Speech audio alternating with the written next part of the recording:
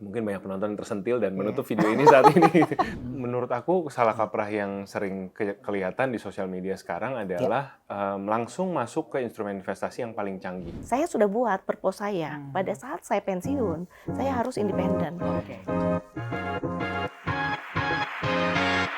Jangan takut akan perubahan, kita mungkin akan kehilangan sesuatu yang baik. Namun kita akan memperoleh sesuatu yang lebih baik lagi. Hai sahabat Battery Project, welcome back to another episode where we believe setiap hari adalah kesempatan buat jadi versi terbaik dari diri kita. Episode kali ini masih dalam format podcast. Kita akan ngobrol santai tapi penuh insight tentang perencanaan, pensiun, dan masa depan.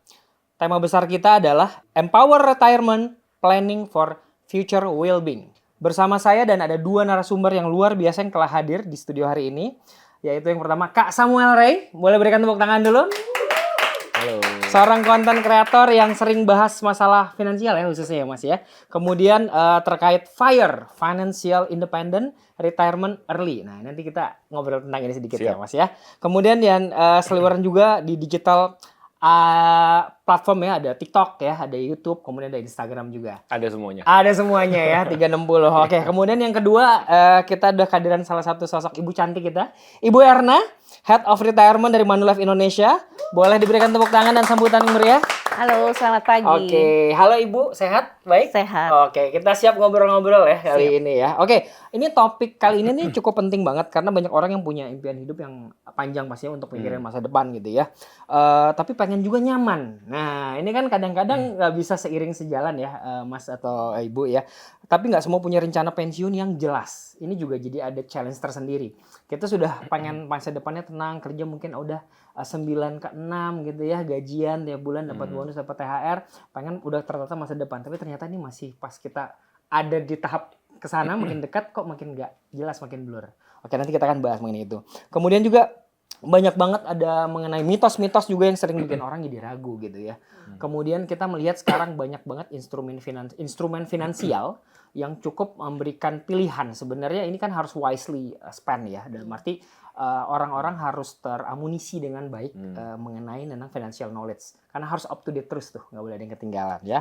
Oke, jadi kemudian nanti ini akan juga kita bahas bagaimana DPLK Manulife Indonesia hadir sebagai solusi ya Bu Erna ya. Ya. Kemudian untuk langsung aja saya mau menyampaikan pertanyaan pertama, mungkin aku tunjukin dulu ke Kak Samuel Ray ya. Kak Samuel aja aku panggil ya biar kita karena seumuran ya semua di sini ya Kak. Semuanya Gen Z di sini. Gen Z semua sepakat ya. Ini kalau ngomongin tentang perencanaan hari tua nih Kak Ray atau setelah pensiun, mungkin untuk yang teman-teman yang masih muda di sini ya atau yang ingin belajar yang Gen Alpha mungkin ya karena kita Gen Z di sini ya. Oke. Ini masih ngerasa kayak jauh banget, santai aja dulu, nggak usah buru-buru gitu ya. Nah, tapi ini ternyata pas udah semakin kesini makin mendekati pensiun malah belum dipersiapkan gitu. Jadi kayak bisa bilang mungkin terlalu nyaman gitu. Jadi kayak kerja tapi umur udah sekian gitu. Ya dilupa tiba-tiba udah kebablasan. Nah, sebenarnya ada waktu ideal nggak sih seseorang untuk mempersiapkan pensiun? Start dari kapan? Misalnya kalau dari early 30 ini sudah bisa, atau misalnya Mas Samuel di sini Kak Samuel punya tips sendiri, punya insight sendiri. Silakan Kak Samuel. Jadi kalau kita bicara pensiun itu kan sebenarnya bagian dari financial management. Ya. Kalau kita ngelihat pensiunnya mungkin masih jauh, saya masih mau pensiun umur kepala 5 bahkan kepala 6 gitu. Tapi kalau kita lihat dalam konteks financial management sebenarnya sudah bisa dimulai dari teman-teman dapat gaji. Jadi from your very first day you earn your own salary itu udah bisa melakukan financial management.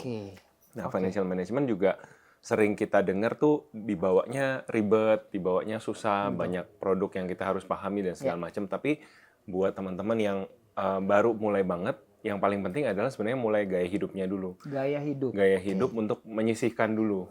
Nah, kita kadang menyisihkan itu syukur-syukur kalau ada sisa ya Bu gitu kan. Bukan disisihkan dari awal gitu. Nah, yang sempat saya bilang ke teman-teman adalah kalau kalian terima gaji langsung tuh komit tiap bulan misalkan oke, saya mau komit 10% dari gaji saya mau sisihkan untuk ditabung. Atau ya kalau belum bisa 10%, 5% dulu deh 5%. Berapa gitu. Jangan hebat-hebatan ya, saya lebih gede, saya lebih kecil gitu. Pokoknya gaya hidupnya dimulai dulu. Nah, dari gaya hidup seperti itu, lama-lama kan kita hidup kan nggak statis ya. Kita pasti karirnya berkembang, gajinya nambah. Betul. Nah, yang bahaya adalah kalau gaji kita nambah, lifestyle-nya yang naik. Nah, harusnya enggak. Harusnya yang naik adalah gimana savings kita, gimana Oke. persiapan kita untuk retirement dan seterusnya gitu. Jadi kalau kita bilang mulai dari mana, mulai dari sekarang, dan justru dibawa simple aja, dibawa teman-teman yang penting punya lifestyle yang saya mau hidup dalam budget, saya mau menyisihkan sebagian dari income saya untuk ditabung. Baru nanti pelan-pelan seiring uangnya makin banyak dan seiring teman-teman makin pinter gitu kan, makin belajar ini itu, makin ngerti deh produk-produk apa aja yang bisa dipakai gitu untuk mempersiapkan Oke. pensiun. Jadi yang pertama tadi saya rangkum sedikit ada gaya hidup yang harus disesuaikan. Kemudian itu nggak pernah terlambat untuk mulai sejak dini, gitu ya. Jadi dalam artian bahwa kalau memang sudah punya gaji pertama, kenapa nggak dari saat itu juga dimulai ya? Oke, aku ke Bu Erna dulu nih. Kalau dari Bu Erna, nah ini kan sebagai seorang profesional, seorang pemimpin juga di perusahaan, ada nggak sih Ibu punya usia ideal gitu untuk mulai mempersiapkan itu, atau sesuai dengan Kak Samuel Seperti tadi yang disampaikan oleh Kak Samuel ya. Memang dana pensiun itu kita untuk berencana untuk pensiun, kita harus siapkan dari awal, sedini mungkin. Seperti misalnya pada saat kita pertama kali menerima income, ya, disitulah kita mulai menyisihkan. Dan kita yang harus sama, kita tetap harus sama bisa menyesuaikan lifestyle kita sendiri gitu loh. Lifestyle-nya seperti apa, seperti itu ya. Karena sejalan dengan berapapun gaji yang kita terima, itu kan lifestyle juga berubah ya. Tadinya dari handphonenya mungkin zaman dulu yang masih tipe berapa berkembang terus. Nah, bagaimana kita bisa memanage itu dulu? Tadinya kita beli kopinya kopi yang murahan atau mungkin yang dari dari kantor aja yang provide. Terus kita sekarang sampai ke Starbucks dan lain sebagainya. Nah, bagaimana kita bisa? Nah, sekarang matcha. Iya benar-benar. Sekarang bagaimana kita bisa menyesuaikan lifestyle itu sehingga kita mampu menyisihkan. Karena terkadang kalau saya melihat ya, ngobrol dengan beberapa orang, saya mendapatkan insight bahwa mereka masih sulit menyisihkan karena mereka menunggu berapa yang sisa baru akan saya alihkan untuk ke program tabungan pensiun. Padahal untuk hal-hal yang seperti ini kita nggak perlu menunggu dulu, kita alihkan dulu karena berapapun gaji nggak akan mencukupi. Kita bisa mungkin melihat dari gambaran hidup sehari-hari ya, gaji kita mulai dari yang 1 juta dengan yang 5 juta, kok kita berasa nggak cukup-cukup aja. Contoh ya, kenapa? Karena lifestyle-nya itu meningkat seiring dengan itu. Tapi dulu kok 1 juta sebenarnya mampu. Nah, hal-hal yang seperti ini sebenarnya kalau dari common sense-nya bisa untuk kita sisihkan asal kita mau. Jadi kalau saya bicara kepada teman-teman atau misalnya kepada anak-anak saya sendiri, kita harus gimana caranya sisihkan dulu. Jadi kalian harus punya planning untuk jangka panjang. Oke. Ini pemahaman yang sama, ternyata di satu generasi ini, di Gen Z ini kita memahami bahwa kakak Samuel dan kakak Erna memahami bahwa ini semua mengenai gaya hidup itu sebenarnya bisa kita tekan, kita ukur lah ya. Dalam artian ketika income naik tidak harus selalu itu jadi ikut ya. Mungkin ya pergaulan kita makin luas ya kayak tadi kita pindah-pindah kerja dapat peningkatan salary, tapi seharusnya itu harusnya di awal sudah disisihkan ya. Justru persentasenya yang naik disisihkan, bukan di akhir disisakan gitu ya Bu. Oke, baik, aku mungkin lanjut lagi ke Kak Samuel nih. Ada nggak sih semacam persepsi atau anggapan yang mungkin kita bilangnya salah kaprah gitu, salah mempersiapkan dana pensiun gitu. Menurut Kak Samuel tuh apa sih Kak? Menurut aku salah kaprah yang sering kelihatan di sosial media sekarang adalah langsung masuk ke instrumen investasi yang paling canggih. Canggih ini terkesan baik ya, padahal belum tentu itu cocok buat profil resiko kita. Jadi anak-anak sekarang mungkin yang sering diomongin, oh ya yuk kita masuk ke aset kripto misalkan, atau kita masuk ke ya ada koin apa nanti bisa cuan 3.000% dan segala macam gitu. Itu menarik karena itu 3.000% gitu kan. Instan gitu. Betul, tapi kita nggak pernah belajar financial management, kita nggak tahu kalau ada kebutuhan dasar itu dipenuhi dulu, resiko-resiko dalam hidup di-manage dulu, udah punya asuransi belum. Ini bukan karena diundang Manulife ya, tapi memang saya juga selalu ngomong ada namanya kita piramida finansial gitu ya. Kalau kebutuhan dasar belum terpenuhi, janganlah kita ngomong investasi yang high risk gitu ya. Karena dalam usia-usia produktif gini justru yang harus kita lindungi ya tubuh kita, kesehatan kita itu juga penting untuk ada proteksinya dulu gitu. Jadi salah kaprahnya menurutku investasi ini jadi sesuatu yang gaya hidup gitu. Ya. Sesuatu yang kita banding-bandingkan dengan orang lain. Aku udah punya koin ini, kamu Ya, udah punya ya, belum, dan segala macam, ini cuan segala macam. Jadi salah kaprahnya jangan kita fokus ke cari cuan yang besar dulu kalau menurut saya, tapi gimana kita bangun lifestyle yang bisa sustainable. Jadi kalau dari pengalaman saya dan istri membangun, kami sekarang sudah FIRE, jadi sudah 3 tahun FIRE, saya sudah nggak kerja secara aktif lagi di corporate, jadi living off our investment.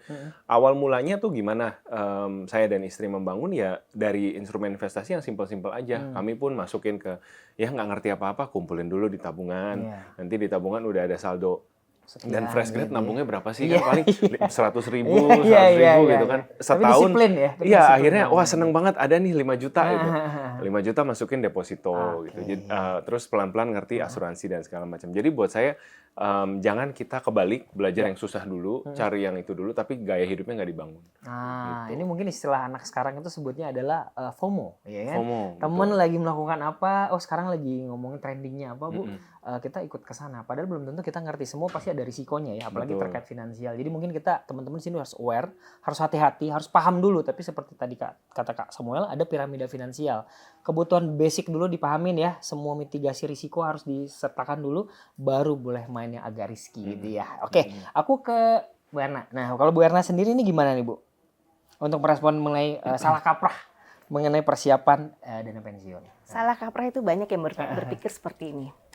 Umur saya sekarang misalnya masih 25 tahun.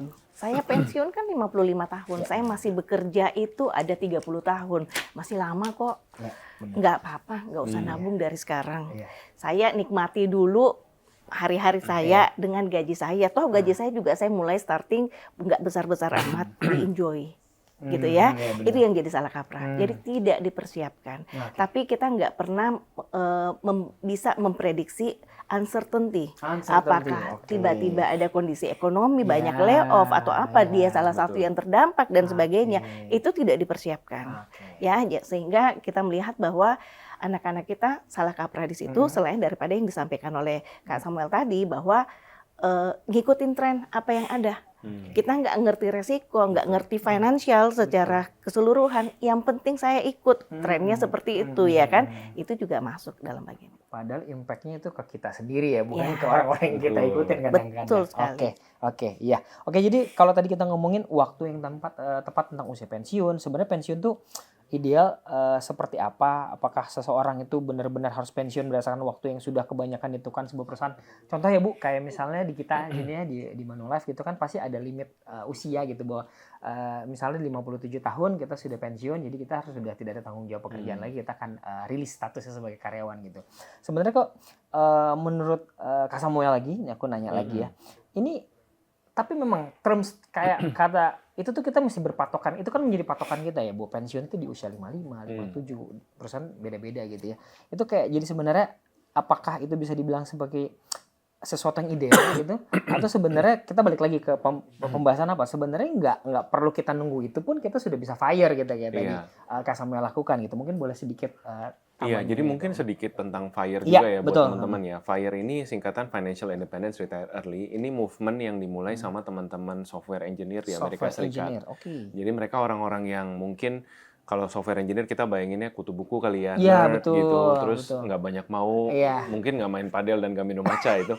Jadi pulang kantor langsung pulang gitu ya. Betul. Nah, dan Sayang gajinya besar. Gajinya besar. Gajinya oke, besar oke. dalam dolar lagi kan. Dolar. Nah, ya. mereka adalah orang-orang yang juga efisien dalam berpikir kalau saya bisa nabung lebih cepat, gimana caranya supaya saya bisa tidak usah bekerja sampai umur saya tua sekali misalkan. Oke, Gitu. Nah, akhirnya oke. dari obrolan-obrolan ini berkembanglah satu movement FIRE di mana mereka hitung tuh, saya kalau saya punya tabungan sekian berdasarkan 4% rule, nanti teman-teman bisa Google lebih lanjut.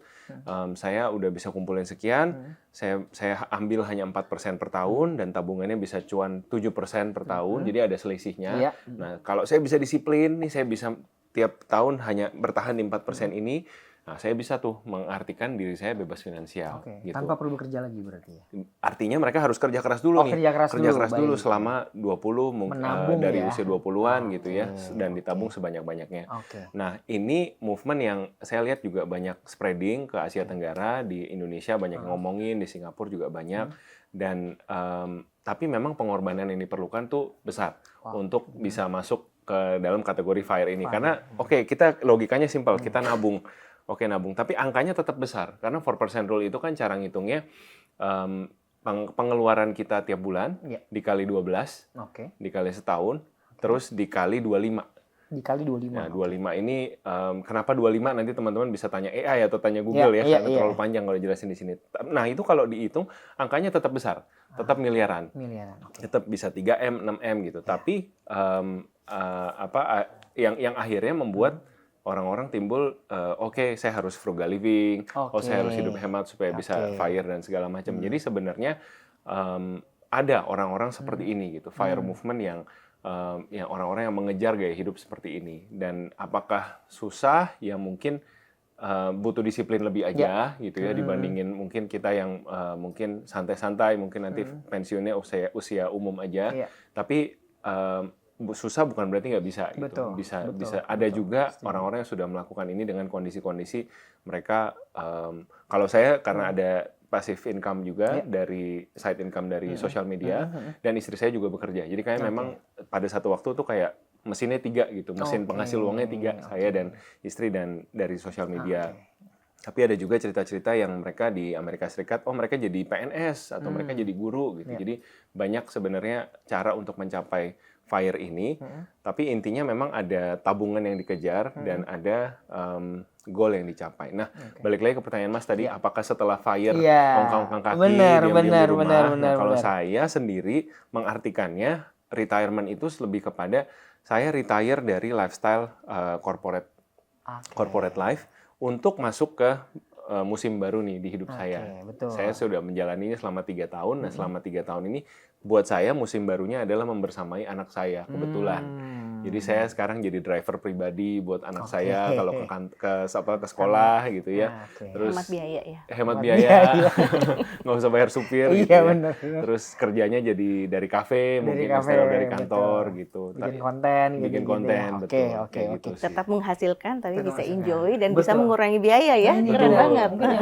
Ingin diimpikan banyak orang ya, sama teman-teman mungkin kalau di sini lihat pengen punya kualitas hidup atau quality time dengan keluarga gitu ya, tumbuh anak kita ingin selalu dipantau, mungkin dengan istri juga jadi lebih dekat karena konsumsi waktu di rumah jadi lebih banyak gitu. Tapi ternyata kan memang sebelum mencapai itu Kak Samuel ada yang dikorbanan tadi ya. Waktu untuk mengejar tabungan tadi, 4% lifestyle tadi itu harus dikorbankan dulu di awal. Dan ini pastinya kan ada kesepakatan juga ya dengan istri untuk memahami bahwa ini karena kita goal saya pengen ke sini, jadi kita harus mengorbankan waktu gitu ya. Tapi akhirnya sudah terjalan sampai 3 tahun nih Bu, luar biasa ya. Orang lihat mungkin juga Kak Samuel dalam mengorbankan itu apa sih sebenarnya yang dikorbankan gitu ya. Karena kayaknya kelihatan kalau dari konten ini orangnya kayaknya nggak susah deh. Baik-baik rumahnya aja, bukan yang gitu.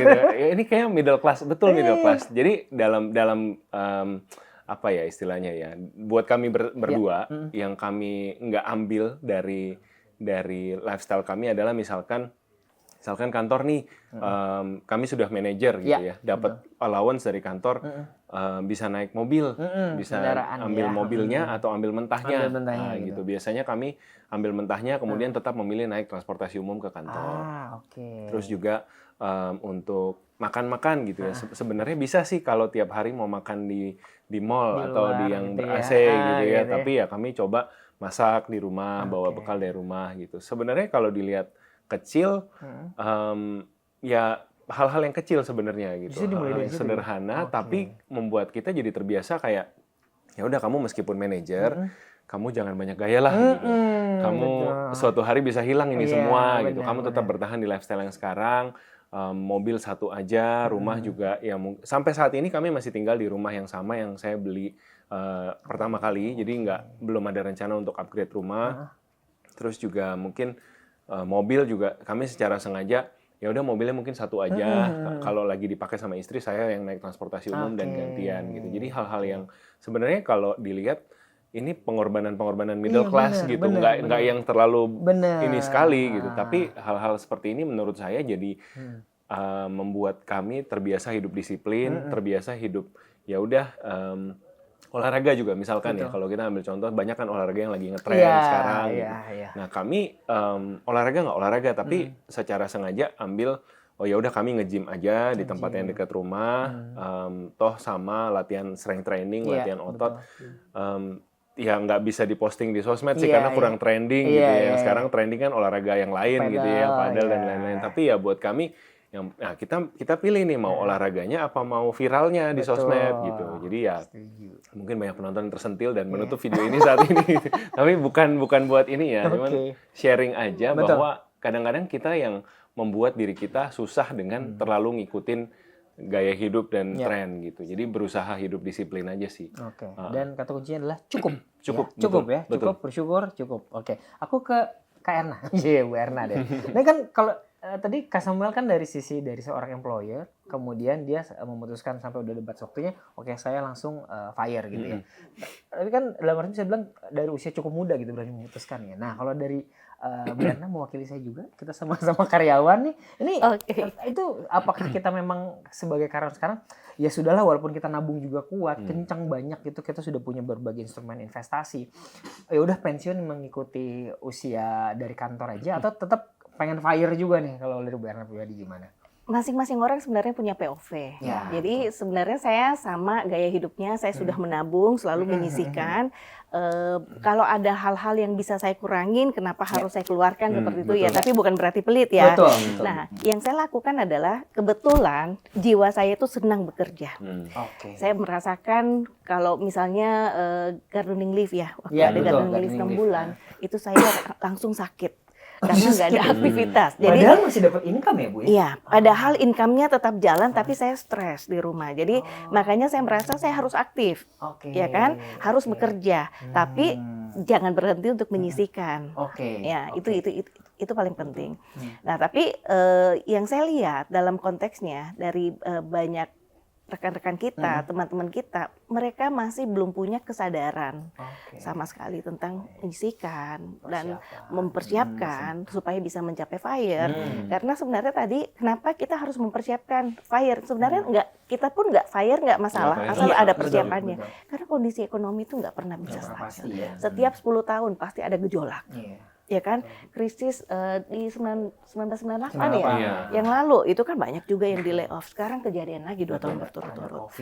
Ada COVID. Nah, hal-hal yang seperti ini yang unpredictable, ini yang bisa mempersiapkan kita untuk bisa mengcover income kita saat kondisi yang tidak menentu terjadi. Seperti itu. Karena biaya, kalau kita sebut sebagai biaya, itu lanjut.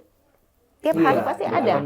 Kita nggak mungkin bisa puasa tidak makan sampai berapa lama gitu kan. Ya, jadi hal-hal yang kayak gitu pasti itu akan bergulir.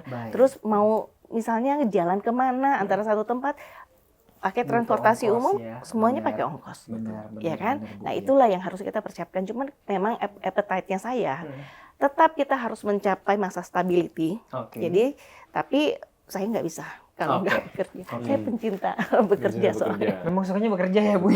Kalau Kak Samuel kan namanya fire ya. Kalau ini pengennya fire di kantor. Tapi kan kalau kita lihat Kak Samuel sendiri kan sebenarnya nggak dikatakan berhenti bekerja, tapi masih ada kesinambungan aktivitas gitu. Bikin konten, antar jemput sekolah anak, itu kan juga butuh, maksudnya butuh spare waktu ya, butuh dedikasi juga gitu. Jadi yang sering saya bilang juga ke teman-teman follower, kalau kalian merasa fire terlalu jauh, jangan putus asa terus dibuang ilmunya gitu. Kayak nggak mungkin lah saya fire gitu. Minimal financial knowledge-nya tuh perlu loh sebenarnya sebagai karyawan. Kalaupun kalian fire-nya, ya saya nggak mungkin lah fire di usia 30-an, 40-an. Ya mungkin saya traditional retirement aja di usia 50-an. Itu pun perlu financial planning, itu pun perlu financial management. Jadi ya ilmu ini sebenarnya penting buat semua karyawan sih. Jadi balik lagi ya, ini kita akan ngomongin bahwa semua itu balik lagi ke POV masing-masing ya. Mungkin dari Kak Samuel punya rezeki yang lebih cepat gitu ya, dan berani memutuskan, sedangkan Bu Era memang tipenya memang suka bekerja, bukan karena tidak mampu ya Bu ya. Nah, jadi maksud saya balik lagi bahwa kalau memang fire atau pensiun yang ideal ini adalah goals-nya, Dan dalam perjalanan itu kita mengalami sesuatu, jangan ngerubah goals ya Bu. Betul. Kita harus ngerubah strategi kita menuju goals tadi ya. Jadi tetap harus konsisten. Jadi purpose itu selalu harus ada, ya. Baik. Dan Ya, mungkin setuju. harus selalu kita perbaharui juga sejalan dengan kebutuhan ya. Ya. Setuju. Oke, ya aku langsung lanjut ya ini untuk yang nextnya. Ngomong-ngomong soal perencanaan pensiun dan FIRE ya, kita juga nggak bisa lepas dari yang namanya risiko ya Bu ya. Kemudian kadang ada orang yang menyesal karena merasa terlambat mulai. Nah, jadi udah nggak pernah ini santai aja ternyata udah telat. Atau salah mengukur risiko sehingga rencana pensiun jadi nggak maksimal.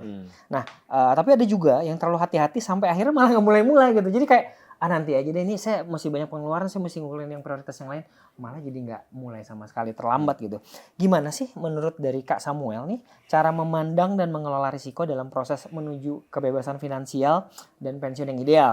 Apalagi di dunia keuangan sekarang ini kan banyak banget semacam gimmick, noise gitu ya, yang kadang jadi bingung mana yang dipercaya nih, mana yang sebaiknya hindari. Apalagi sekarang kayak tadi aku bilang instrumen finansial tuh banyak banget gitu. Orang pengennya FOMO, ikut ke satu kripto kah atau apapun itu, saham kah, sedangkan mereka mungkin nggak belajar risikonya gitu. Kalau dari Kak Samuel gimana nih Kak? Kalau saya termasuk yang believer in process ya. Jadi Believer in kalau process, orang oke. lihat mungkin konten-konten saya, ini mah ilmu nenek gua zaman dulu. Maksudnya orang tua juga udah ngomong gitu, nabung, hati-hati dalam keuangan dan segala macam gitu. Tapi buat saya ini yang works. Nah mungkin di antara teman-teman ada yang bilang saya harus cari instrumen yang high risk dan segala macam. Unfortunately dalam kasus saya mengejar FIRE dan pasangan, kita nggak ke situ. Justru kami tuh istilahnya dapat uangnya itu dari sektor real, bukan dari trading atau dari investasi. Kami dapatnya dari sektor real. Nah, menabungnya di instrumen yang relatif mudah dimengerti, stable gitu. Jadi sampai sekarang kami sangat believer in instrumen-instrumen ya yang ya udah pokoknya saya taruh situ saya bisa paham, saya bisa tidur nyenyak gitu. Jadi in terms of investmentnya mungkin kita bicara deposito, reksadana, pasar uang, saham saya punya beberapa yang ya saya believe in the company gitu, tapi nggak saya tradingkan tiap hari gitu.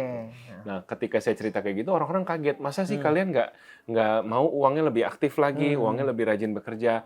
Nah, ini juga buat saya balik lagi ketika saya ngomong sama pasangan, ketika saya ngomong sama istri saya Claudia, selalu kami tanyakan satu hal, kamu happy nggak dengan hidup kamu yang sekarang? Itu, kamu merasa kamu sudah cukup nggak dengan apa yang kamu punya sekarang? Selama jawabannya masih cukup, artinya kami oke. Meskipun di luar sana ada influencer yang lebih kaya, ada YouTuber yang channelnya lebih besar, followernya dan segala macam. Tapi buat saya, selama istri saya dan saya happy, buat saya sih cukup gitu. Bukan itu yang dicari lah intinya. Kalau kita bisa happy dengan misalkan return 7%, 8% setahun, di luar sana ada yang menawarkan 15%, 20%. Ya udah silakan gitu. Good for you, tapi saya nggak perlu itu. Gitu. Jadi itu lebih juga ke prinsip. Lebih ke prinsip, betul. betul. Dan ya tadi merasa cukup tadi Bu, nggak mau over gitu ya, ngerasain sudah rezekinya segini ya cukup gitu ya. Oke, jadi kita juga akan bicara mulai dari definisi, strategi, dan risiko. Nah ini sekarang aku mau masuk ke pertanyaan yang aku tujukan ke Kak Erna. Iya, Bu Erna ya. Dari tema sendiri kita berangkat dari Manulife Indonesia Pension Expo nih Bu, 2025 yang kebetulan akan dilaksanakan 11 November ya Bu ya. Berkaitan dengan Empower Retirement Planning for Future Well-being, bisa dijelasin nggak Bu sebenarnya pesan apa sih yang ingin disampaikan dari DPLK Manulife kepada masyarakat ini? Oke, sebenarnya yang ingin kita sampaikan, pertama-tama itu ada Tri-Shield. Tri-Shield, ya, Tri-Shield ini pada saat kita pensiun nanti, yang paling kita butuhkan apa? Satu, asuransi. Kita nggak mendapatkan proteksi apapun lagi dari mana-mana pun ya, karena kita sendiri sudah harus rely dari diri kita sendiri, ya kan? Oleh sebab itu, paling tidak ada proteksi untuk asuransi kesehatan, ya kan? Pasti kita ada ke dokter lah untuk outpatient, paling tidak. Rawat inap kita nggak tahu nih apakah akan sakit atau tidak, tapi sekali sakit biayanya juga luar biasa. Jadi itu nomor satu, itu paling penting. Yang kedua harus ada yang disebut sebagai dana darurat. Dana darurat ini paling kurang 6 bulan ya dari income kita. Yang kita tahu nih kebutuhan kita setiap bulan berapa, masing-masing orang pasti berbeda. 6 bulan ini untuk menjaga. Tiba-tiba ada biaya yang tiba-tiba yang tidak kita siapkan, keseharian kita per bulan itu nggak keluar, tiba-tiba bisa keluar gitu kan. Itu untuk menjaga di situ. Yang ketiga ini adalah untuk yang jangka panjang. Ini yang untuk dana pensiun kita. Yang akan menghidupi kita dari waktu ke waktu sampai suatu saat kita per bulan. Berpulang seperti itu. Nah, jadi supaya kita harapkan juga kalau kita ada long term plan savings, ini akan membantu kita untuk menghindari sandwich generation. Iya, sekarang ini tadi ngobrol-ngobrol sama Kak Samuel ya, kurang lebih masih di atas 70% ya. Betul. Ya, yang hidupnya ya bergantung pada anak atau bahkan ada yang sama cucu gitu kan. Padahal kalau bagi saya sendiri, saya sudah buat purpose saya. Pada saat saya pensiun, saya harus independen. Jadi Keren. independent generation, jangan sampai saya harus membebani anak-anak saya, sehingga saya mampu untuk mengatur apa yang harus saya lakukan kan, biaya-biaya yang saya butuhkan kesehariannya, termasuk proteksi-proteksi dan sebagainya. Kalau kita bicara long term saving ini, ujung-ujungnya semua dari 1, 2, 3. Mulai dari yang dana darurat, terus yang proteksi, itu semuanya butuh duit. Ya, untuk bisa punya asuransi butuh duit. Betul. Bayar kan, untuk beli produknya, premi gitu. Untuk darurat juga kan uang juga. Jadi semuanya sebenarnya ujung-ujungnya duit. Jadi jangan sampai akhirnya kita yang diatur sama duit, kita justru yang bisa mengatur finansial kita gitu. Jadi kita harus yang ngatur duit ya, karena kontrol diri kita ya. Ini berbicara tentang produk DPLK, aku lanjut lagi ya, bentar ya Kak Samuel mengenai produk DPLK nih. Ini sebenarnya pertanyaan mungkin kalau kita sudah tahu jawabannya Bu, tapi ternyata masih banyak yang belum paham, mungkin lebih tepatnya seperti itu. Apa itu DPLK dan bagaimana DPLK Manulife Indonesia hadir sebagai sebuah identitas yang besar berpengaruh terhadap kualitas dari solusi yang ditawarkan di sini. Nah, ini mungkin Bu Erna bisa melengkapi lagi. Gimana nih Bu? Ya, DPLK ini sebenarnya adalah program kepanjangannya dulu ya, Dana Pensiun Lembaga Keuangan. Dana Pensiun Lembaga Keuangan. Jadi namanya aja Dana Pensiun. Dana Pensiun. Peruntukannya pasti untuk pensiun. Betul. Produknya ini sebenarnya standar, semua sama. Oleh semua provider itu kita tidak ada yang berbeda-beda antara satu provider dengan yang lain. Yang membedakan itu biasanya servisnya. Nah, ini sebenarnya difasilitasi oleh pemerintah, ya kan, supaya kita bisa mulai belajar menabung. Unfortunately sekarang ini kita lihat rendahnya literasi di Indonesia membuat bahwa banyak orang-orang belum tahu apa sih itu dana pensiun, apa sih itu DPLK. Pikirnya dana pensiun itu ya udah menabung biasa aja untuk kita hari tua. Benar, itu nggak salah. Tapi program dana pensiun ini sebenarnya adalah fasilitasi salah satu fasilitas yang bisa digunakan oleh masyarakat, di mana kita nggak bisa nih narik duitnya kalau belum mencapai usia pensiun. Tentunya usia pensiunnya ini ada definisinya, apakah itu 55 tahun atau usia pensiun dipercepat 50, seperti itu. Jadi jangan diganggu-ganggu, udah masukin ke situ ditabung aja. Tapi intinya yang paling penting, karena produk ini adalah program jangka panjang dari DPLK Manulife, memberikan sarana untuk melihat transaksi kita, seperti saldo kita, kita mau melakukan switching bisa dan sebagainya. Betul. Karena yang kita ajarkan juga kepada masyarakat kita kembangkan di literasi bahwa nggak semua program harus di money market sebenarnya. Kita bisa mix, ya kan? Kita bisa lihat misalnya equity memang high risk, high return, tapi karena programnya masih panjang, mungkin bisa juga di mix gitu. Jadi jangan semuanya juga ditaruhnya di money market. Seperti itu.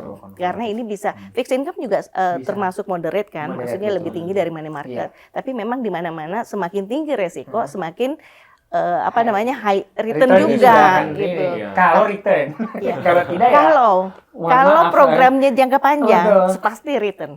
Iya kan? Wah, ini udah seru nih. Kalau jangka panjang pasti return. Tapi kalau dia kita tahu nih umurnya misalnya umurnya sudah 50 tahun, sudah bentar lagi kita pensiun. Kita sebentar lagi mau udah capek bekerja, udah nggak mau lagi bekerja. Kita udah tahu bahwa posisi saya seperti ini. Jangan masukkan juga ke yang high risk dong. Ambil yang pasti-pasti aja. Normal aja lah ya Bu ya, betul. Gitu. Karena itu yang paling penting kan. Ini berarti kan terkait dengan pemahaman mengenai instrumen finansial tadi ya. Jadi maksudnya kita punya, sebenarnya sekarang itu era digital, dalam arti semua itu mudah banget untuk kita akses gitu ya. Jadi jangan cuman ya udah menerima gitu aja. Tadi kayak Bu Erna pun bilang bahwa ya saya pun harus memahami gitu. Oh kalau di usia saya masih jauh gini, karena masih jangka panjang saya ngambil yang equity atau fix misalnya ya.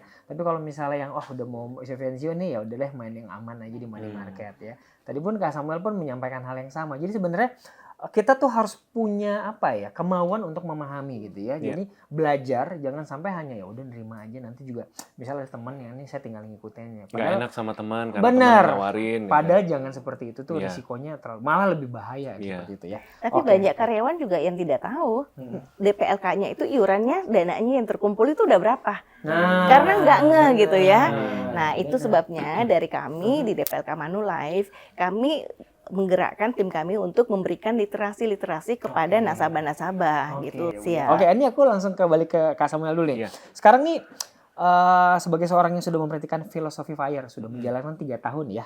Kemudian punya pengalaman dalam merancang masa depan finansial pastinya. Menurut Kak Samuel, apa aja sih langkah-langkah penting yang perlu dipersiapkan dulu nih sebelum kita pensiun atau sebelum FIRE tadi? Kemudian bagaimana Kak Samuel melihat DPLK, Manulife sesuai penjelasan dari Bu Erna tadi, sebagai salah satu solusi yang dapat mendukung kesiapan tersebut. Gimana nih Kak Oke, Samuel? kalau langkah-langkah sebenarnya ada 3 hal yang kita bisa selalu Ada 3 hal kendalikan ya, ya oke. dalam kita mengatur keuangan. Itu pertama kita atur pengeluaran kita. Pengeluaran dulu. Jadi pengeluaran ini kita bicara soal gaya hidup. Kenapa Morgan Housel ya Iya, bikin Morgan buku Housel. Psychology of Money. Iya. Dia bilang masalah uang itu bukan masalah Iya, angkanya, betul. karena angka matematika tidak bisa bohong. Betul, Yang masalah benar. tuh psikisnya, Psikisnya, manusianya. betul. Suka ada lifestyle baru, ada produk baru yang mau dibeli, jadi pengeluarannya berantakan. Jadi pertama atur dulu pengeluarannya. Atur dulu pengeluaran. Terus yang kedua, kita bicara pemasukan. Nah, pemasukan kalau mau dibilang atur pemasukan agak susah karena pemasukan kan ada Ya, sudah faktor kalau hoki, pekerja ya ada udah, faktor benar. skill, ada faktor Benar, market benar, dan segala benar, macam. benar. Jadi menurut aku pemasukan ini kita juga usahakan sebaik-baiknya. Tapi kalau dibilang harus berjuang sekuat tenaga, saya tahu teman-teman yang nonton pasti semua udah berjuang sekuat Iya, tenaga gitu. Jadi ya keep doing your best aja kalau Iya, untuk pemasukan. oke. Pemasukan gimana caranya biar bisa setinggi-tingginya dan semaksimal mungkin dari skill kita. Nah, yang ketiga itu adalah belajar investasi. Nah, investasi, teman-teman udah klik video ini pasti ada kegelisahan Trigger untuk lah ingin ya, belajar benar, investasi benar, gitu belajar. ya. Nah, belajar investasi saya mau encourage belajar dari yang simple-simple dulu. Oke. Dari tadi kita udah mention ya gimana mitigasi resiko, Betul. gimana kebutuhan pokok di cover Betul, dulu, gimana betul. dana darurat, tadi Kak Erna Betul, udah mention. betul. Jadi hal-hal yang simple itu kita tata dulu dengan rapi, baru nanti teman-teman setelah udah bagus nih landasan piramidnya, Fundamentalnya betul. baru masuk yang ke atas-atas, yang produk-produk yang high risk gitu. Oke. Jadi sebenarnya hanya 3 hal ini Hanya aja. 3 ini aja ya. Kalau misalkan saat ini lagi musimnya kalian ngirit misalkan gitu ya.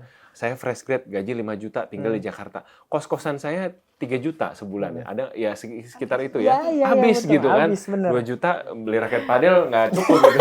Kepada lagi. Raket padel lagi boro-boro gitu ya. Jadi kalau memang lagi musim yang ngirit, ngirit. Ngirit, gitu. betul ya. Kalau lagi musimnya untuk naikin income, misalkan saya lagi di notice nih sama atasan di kantor, karir saya lagi Bagus gemilang, ya, lagi gitu. bagus-bagusnya, ya udah kejar terus gitu ya. Karena musim tuh beda-beda. Gitu. Betul. Kalau dibilang kalau kalian dibilang harus ngikut si ini, ngikut si A, ngikut si B, sebenarnya nggak bisa plek-ketiplek mentah-mentah juga Iya. gitu. Karena dia mungkin musimnya kalau kalian lihat saya sekarang mungkin dari konten-konten, oh kayaknya santai, kayaknya nggak cari duit. Nah, cari duitnya sudah kemarin. Iya. Musim cari duitnya, gedebak-gedebuknya itu sudah Iya, selesai. betul, gitu. sudah Nah, selesai. mungkin kalian justru masih di musim itu berjuanglah gitu Betul. ya, berjuanglah, belajar Iya. sebanyak-banyaknya. Jangan malah aku umur 25 mau retire early kayak Kosem, mau hidup di sawah Iya, gitu kan sekarang banyak konten-konten Benar, kayak benar, gitu ya. benar. Hati-hati juga Kembali gitu. ke Karena alam ya. musim hidupnya belum tentu sama. I Musim see. hidup kalian bisa jadi Oke. lagi musim banting-bantingan nih, lagi cari uang sebanyak-banyaknya. Iya. Ya udah carilah sebanyak-banyaknya dan ikhlas aja gitu dengan setiap musim itu. Saya juga suka bilang tentang kita spending ya, gimana apalagi tinggal di Jakarta. Iya. Saya bilang teman-teman Gen Z ini adalah mungkin generasi pertama yang terekspos dengan gaya hidup orang dari latar belakang manapun. see. Mungkin Benar. angkatan pertama di dunia ini yang saya bisa membandingkan apa yang saya makan hari ini dengan apa yang dimakan sama anak artis, dengan apa yang dimakan sama anak Betul. presiden. Lihat siapa selebriti omakase jadi kepengen ngikut gitu. Padahal bisa juga makan ikan lele, sama-sama ikan Betul. gitu sebenarnya. Omakase kan makan ikan. Iya. Jadi harus ikhlas dan sadar juga kita nih sekarang ada di tahap apa, posisi apa, musim hidup apa. Jangan karena semua terekspos informasi seakan-akan saya bisa juga kayak dia, saya bisa juga kayak dia. Padahal belum tentu bisa. Betul. Belum tentu bisa. Nggak apa-apa di-mute aja akunnya atau di-unfollow aja kalau memang jadi kayak beban gitu. Overthinking jadinya Overthinking ya, Kak. gitu. Betul, Padahal betul, mungkin ya dalam musim hidup ini mungkin kamu harus reinkarnasi 7 kali dulu gitu baru bisa jadi Baru bisa seperti kayak dia. seperti itu. Mungkin ya Oke, gitu. oke. Tapi ya itu joke ya. Tapi Iya, maksudnya iya, intinya iya.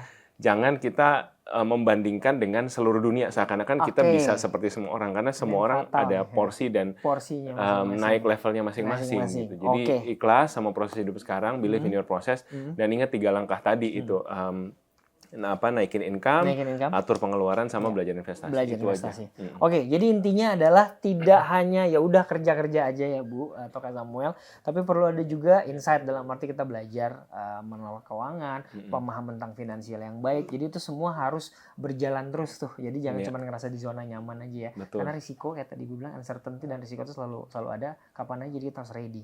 Tadi yang Kak Samuel sampaikan, yang disampaikan bahwa kadang kita ngelihat dari nominalnya, dari angka kan ya. Nah biasanya kalau yang terima pesangon itu bisa habis dalam waktu sekejap. Itu sering terjadi. Nah sayang sekali kan, padahal ini mumpung terima sesuatu dana yang besar kita bisa kelola. Kita belajar untuk menginvestasikan, kita belajar untuk mengelola lifestyle kita, kita belajar untuk mengatur pengeluaran kita dan sebagainya. Dan bagaimana mendapatkan lagi income untuk Ekstra ya Bu menggantikan. ya. Iya. Betul. Karena hidup kita kan masih terus berjalan ya Bu. Betul. Pensiun itu bukan akhir dari segalanya, justru dari membuka lembaran baru bahwa kita udah siap untuk sampai akhir hayat kita mungkin seperti Iya. itu. Oke. Nah, ini aku mau selipin dikit ya sebelum ke akhir nih kita masuk ke segmen favorit kita, Money Myths Busted. Kita akan kumpulin beberapa pertanyaan tapi mungkin karena waktu terbatas ya, aku akan batasin aja dulu sedikit mengenai mitos yang sering muncul. Nanti Kak Samuel akan coba bantu respon ya dan jawab ya. Nah, ini ada sedikit pertanyaan nih. Formula singkat hitung target dana pensiun pribadi dengan 2 anak. Nah, 2 anak itu udah soal nih. Kerja dan tinggal di Jakarta. Bisa diberikan opsi single income atau joint income. Gimana nih menurut dari Kak Samuel? Bisa dipahami kan pertanyaannya ini ya? Jadi formula singkat hitung target dana pensiun pribadi, punya 2 anak, kerja dan tinggal di Jakarta. Ini kan ada opsi dalam arti kalau misalnya saya single income berarti mungkin pasangan tidak bekerja, atau joint income artinya kita berdua bekerja kayak Kak Samuel dulu. Ini ada tipsnya nggak nih? Ada hitung-hitungan cara kasarnya gimana sih Kak yang mudah? Iya, kalau mau hitung dana pensiun sebenarnya baik itu single income, double income, family-nya besar kecil, sebenarnya balik lagi ke harus tahu pengeluarannya tiap bulan yang berapa. tadi nomor 1 ya? Iya. Jadi makanya penting banget buat teman-teman untuk lakukan budgeting, lakukan pencatatan pengeluaran supaya kelihatan kira-kira tiap bulan dapat saya keluar uang berapa sih gitu. Nah, kalau udah tahu rata-rata berapa, ya nanti bisa pakai yang 4% rule tadi dikali 12 kemudian dikali 25. Oke, ini sangat lumayan solutif nih untuk Ibu Kip. Aku lanjut ke yang kedua ya. Tanggapan buat mereka yang bilang dana pensiun itu buat yang berada. Karena kan bisa nggak perlu mikir dana pensiun, dana rumah tangga, pendidikan aja udah buat kita mungkin sebagian orang udah nggak ada sisa gitu ya. Jadi apalagi mikir retirement. Nah, ini menurut Kak Samuel gimana nih? Membandingkan nih jadinya kan? Iya, gimana ya? Kalau dibilang mitos atau fakta, menurut aku mitos. Karena jawabannya jelas ya, semua orang pasti tua. Betul. Semua orang pasti akan berhenti kerja satu waktu gitu. Dan pasti semua orang perlu pensiun satu waktu. Tinggal pertanyaannya, mau pensiun dalam kondisi apa? Apakah akan pensiun sejahtera? Ataukah pensiun akan dalam, maaf kata, merepotkan orang lain gitu ya. Tentu kita pengen jadi orang-orang yang bisa mempersiapkan masa pensiun dengan baik. Nah, buat teman-teman yang mau mempersiapkan, dari tadi kita udah bahas juga ya, dari sekarang sebenarnya bisa, mungkin kalau ekonomi masih kelihatan susah atau mungkin masih merasa, aduh, saya boro-boro pensiun untuk makan minggu depan aja masih pusing gitu ya. Nah, mungkin yang perlu dilakukan di saat ini adalah gimana caranya kita bisa menstabilkan dulu kondisi keuangan saat ini. Menekan mulai dari tadi ya budgeting, lihat sebenarnya saya ini ada bocor-bocor halus di mana pengeluaran yang sebenarnya kurang diperlukan, saya bisa kurangin seperti tadi Kak Erna bilang gitu. Nah, itu mulai dari situ lama-kelamaan kalau kita konsisten, kalau kita disiplin pasti stabil kok gitu. Pasti stabil. Kalau kita bisa aja mungkin penghasilan nggak stabil, kadang ada freelance job dan segala macam. Tapi kan makan selalu 3 kali sehari. Iya, betul. Tidur kan kita tidak pindah rumah tiap Benar. malam gitu kan. Jadi kan dengan kestabilan seperti itu kan lama-lama sebenarnya bisa kelihatan dengan jelas pengeluaran kita tuh berapa. Gitu. Ya balik lagi ke gaya hidup dan FOMO tadi gitu ya. Tinggalkan. Kemampuan kita. Yang Prinsip. kita prinsip Betul. tinggalkan dan komitmen. Mungkin dan jangan konsisten. tinggalkan tapi kayak batasi gitu Batasi, ya. Misalkan benar. padel jangan seminggu 3 kali kali ya, mungkin seminggu sekali cukup gitu. Raket sharing gitu ya. Iya. Sewa dulu. Sewa gitu. dulu, jangan beli ya Betul. kan. Oke ya. Oke, ini sebenarnya masih banyak hal yang mau kita bahas, tapi cuman waktu kita udah terbatas ya. Jadi mungkin aku sedikit summary aja bahwa semua mengenai persiapan masa depan itu kan sebenarnya bisa kita lakukan sedini mungkin. Itu yang pertama. Kemudian yang kedua adalah jika ingin memulai, kita boleh ngelihat refleks daripada sebenarnya kondisi keuangan pribadi aja ya. Dalam arti pengeluaran kita per bulan ya bisa gampang ngutur ya rata-rata tuh berapa. Jadi kita bisa batasin. Oh, masih ada bocor halus tadi kalau kata Kak Samuel, kita bisa coba tutup dulu dari situ, jangan dilakukan. Terus kemudian dari pemasukan sendiri, kalau memang terasa ada pemasukan ini masih kurang, kita bisa improve dengan seperti Kak Samuel melakukan mungkin apakah konten, sosial media, melakukan side hustle lah ya. Zaman sekarang Gen Z itu sangat kreatif ya, seperti kita ini sangat kreatif. Jadi pasti bisa lah melakukan itu. Ya, oke, sebelum kita mengakhiri, mungkin aku terakhir ya, nanya dulu ke Kak Samuel sama Bu Erna nih.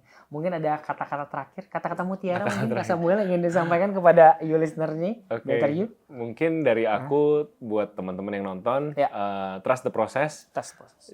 Jalani proses kalian sendiri, jangan banding-bandingin sama orang lain. Ya. Dalam proses kalian ya pasti ada momen susahnya, momen ngiritnya, momen nangisnya, momen happy-happy-nya juga pasti ada.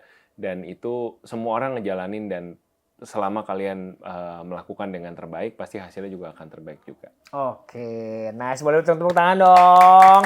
Oke, yang terakhir dari Bu Cantik kita, Bu Erna mungkin ada closing statement. Bu? Iya, kalau dari saya sendiri, saya melihat bahwa semua orang kita sudah punya satu rangkaian dari life cycle ya. Di life cycle ini, dalam kondisi apapun kita harus jelas dengan tujuan-tujuan kita. Tujuan-tujuan. Sehingga kita mampu memonitor, mengontrol diri kita sendiri dan tidak ikut tren-tren yang ada. Ya. Karena yang mengetahui kemampuan kita sendiri, kemampuan finansial kita sendiri. adalah diri kita sendiri. Oke, boleh tepuk tangan dong. Yes, oke, berarti terima kasih banyak ya Kak Samuel, Bu Erna sudah sharing. Semoga ini menjadi trigger buat pendengar kita, penonton kita. Semua bisa menjadi versi terbaik setiap hari pastinya.